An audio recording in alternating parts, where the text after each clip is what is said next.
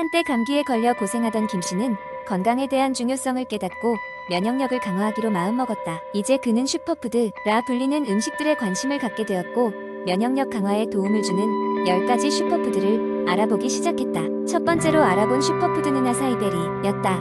아마존에서 자라는 이 작은 열매는 주로 피부 건강과 면역력 증진에 좋다고 알려졌다. 아사이베리는 항산화 물질인 안토시아닌이 풍부해 면역 세포의 손상을 막아주는 데 도움을 준다고 한다. 김씨는 아사이베리 스무디를 만들어 아침 식사로 즐겨 먹기 시작했다. 두 번째는 브로콜리였다. 브로콜리는 비타민C와 베타카로틴이 풍부해 이미 잘 알려진 면역력 강화 식품이다.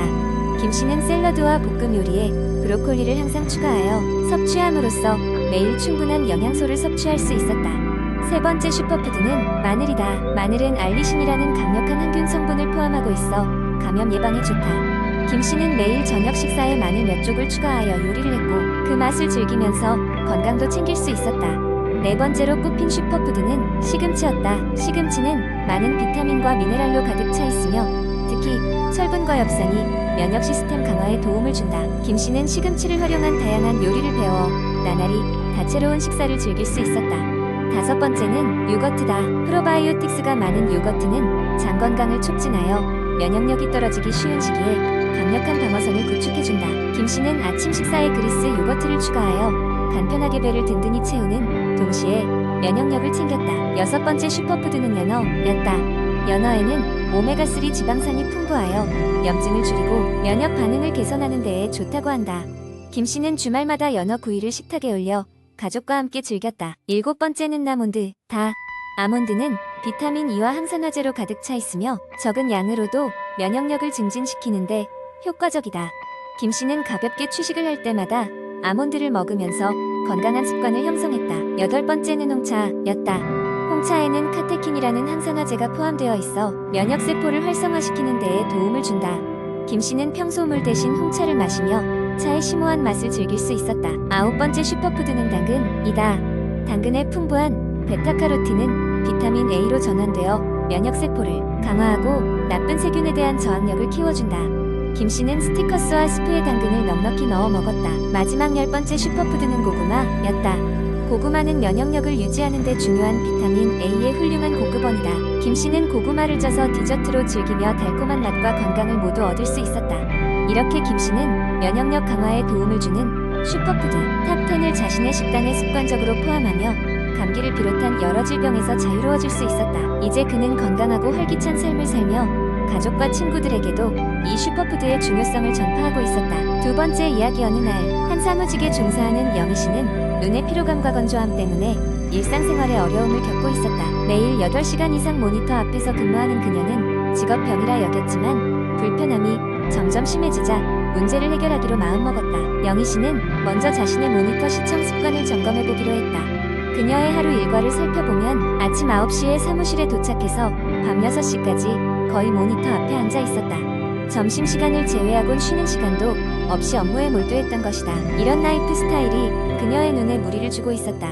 인터넷을 검색하던 영희씨는 20-20-20 규칙이라는 것을 알게 되었다. 이는 20분마다 20피트 이상 떨어진 곳을 20초 동안 바라보는 습관을 들이라는 간단하지만 효과적인 방법이었다. 그녀는 이 규칙을 취미처럼 따르기로 마음먹었다.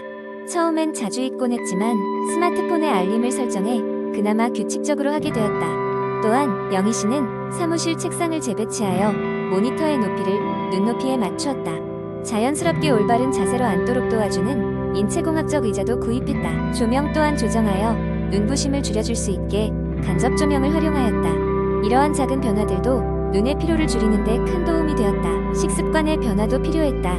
영희씨는 루테인과 비타민 A가 풍부한 시금치, 당근 등을 챙겨 먹기 시작했다. 매번 간식으로 먹던 단 것 대신 견과류와 과일을 섭취하며 자연스럽게 영양 균형도 맞추게 되었다. 한편 주말마다 밖으로 나가 자연을 즐기기로 결심했다. 가까운 공원에서 조깅을 하며 멀리 산이나 나무를 보는 것이 의외로 눈 건강에 긍정적인 영향을 주었다. 가족과 근교로 드라이브도 다니며 넓은 하늘과 초록의 자연을 눈에 담았다. 이와 같은 노력 덕분에 몇 주 후 영희씨는 눈의 피로감이 크게 줄고 업무에 집중도 더 잘할 수 있게 되었음을 느꼈다. 그녀는 주위 동료들에게도 자신이 했던 습관 개선 방법을 추천하며 조금 더 멀리 내다보기로 했다. 꾸준한 관리로 노년에도 건강한 눈을 유지할 수 있음을 깨달은 영희 씨는 앞으로도 이러한 습관을 지속하리라 결심했다. 세 번째 이야기. 어느 한적한 아침, 나는 체중계 앞에 섰다. 그날의 숫자는 생각했던 것보다 더 실망스러웠다. 그동안의 불규칙한 생활 습관과 신경 쓰지 못한 식습관이 누적되어 불어난 체중을 보니 이제는 변해야겠다는 다짐을 했다. 첫 번째로 주목한 것은 아침 식사였다. 아침을 가볍게 넘기거나 거르는 경우가 많았는데 그로 인해 점심에 폭식하는 패턴이 반복되었다. 그래서 아침 식사를 꼭 챙겨 먹기로 마음먹었다. 단백질이 풍부한 달걀과 과일, 통곡물로 구성된 아침 식단은 나의 에너지를 북돋아 주었고 자연스럽게 점심까지 오는 길을 수월하게 해주었다. 물 마시기 습관을 들이는 것도 중요한 변화 중 하나였다. 생수병으로 매일 물 소비량을 체크하니 점점 더 체내 수분이 보충됨을 느낄 수 있었다. 갈증과 식욕은 종종 혼동되기 때문에 충분한 수분 섭취는 불필요한 간식을 줄이는 데도 큰 도움이 되었다. 운동에 있어서는 작은 목표를 설정했다. 하루 30분 걷기부터 시작하여 점차 요가와 간단한 집에서 할 수 있는 근력 운동을 추가했다. 운동을 단기간에 무리한 다이어트 수단으로 여기지 않고 오히려 스트레스를 해소하고 하루를 마무리하는 힐링의 순간으로 받아들이기로 했다. 덕분에 꾸준히 지속할 수 있었고 몸매뿐만 아니라 정신 건강에도 긍정적인 변화가 일어났다. 또한 일상 속에 작은 목표 설정을 실천했다.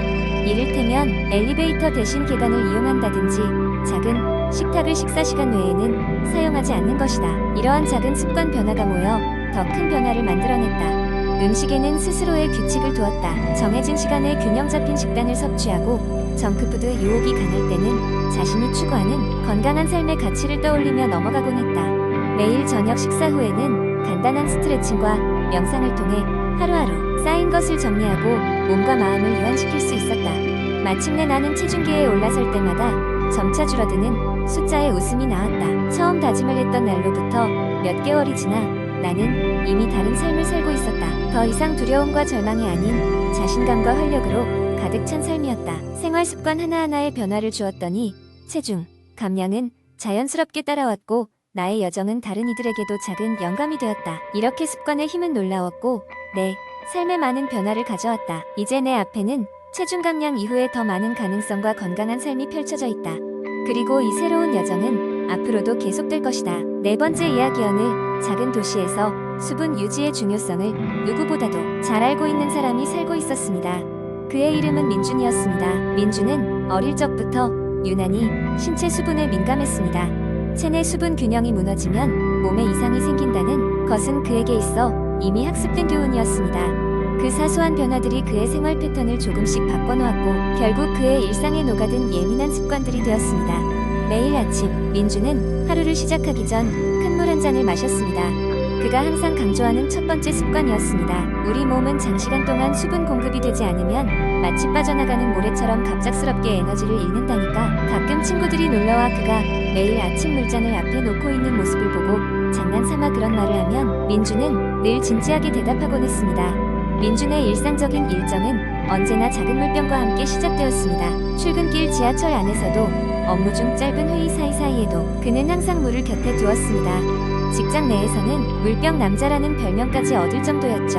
누군가가 그에게 이유를 물어보면 민준은 차분한 목소리로 몸 상태가 좋아야 일도 잘하죠. 수분은 피로와도 직접적으로 연관이 있다니까요. 라고 설명해주곤 했습니다. 어느 날 큰 프로젝트를 맡고 있던 날짜에 예상치 못한 어려움이 발생했습니다.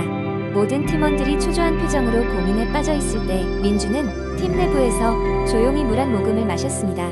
그리고는 차분하게 가자고 다독이며 팀원들을 응원했습니다. 민준은 물을 마시는 그 잠깐의 시간이 머리를 맑게 하고 다시 집중력 있게 할 수 있도록 도와준다고 믿었습니다. 그의 패턴은 주위 사람들에게도 점점 영향을 미쳤습니다.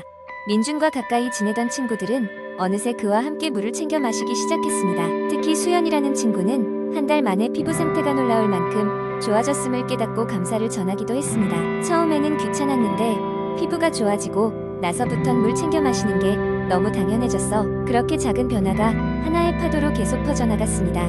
민준의 직장도 마찬가지로 전체적으로 물을 더 많이 마시기 시작했고 이는 회사의 건강 캠페인으로까지 발전되었습니다. 건강한 수분 습관 챌린지라는 이름으로 회사 내 다양한 부서가 참여하게 되었습니다. 모든 참가자들이 매일 얼마나 많은 물을 마시는지 기록하고 서로 공유하며 건강한 경쟁을 시작한 것입니다. 결국 이 작은 물병의 이야기는 민준의 일상적인 습관을 통해 주변까지 건강해지게 만드는 큰 영향력을 발휘하게 되었습니다. 민준은 스스로 사소한 변화를 통해 꾸준함의 힘을 깨달은 사람으로 주변에서도 건강전도사로 불리며 물병 물고 다니는 그의 모습을 언제든지 어디서나 볼 수 있었습니다. 물 많이 마시기 라는 보편적인 행동이 단순히 개인의 건강을 위한 것뿐만 아니라 집단의 건강까지 유도하는 모습을 보이면서 민준과 그의 친구들은 오늘도 물을 마시며 새로운 생각을 모아갔습니다. 물의 힘은 그렇게 계속해서 흘러갔습니다.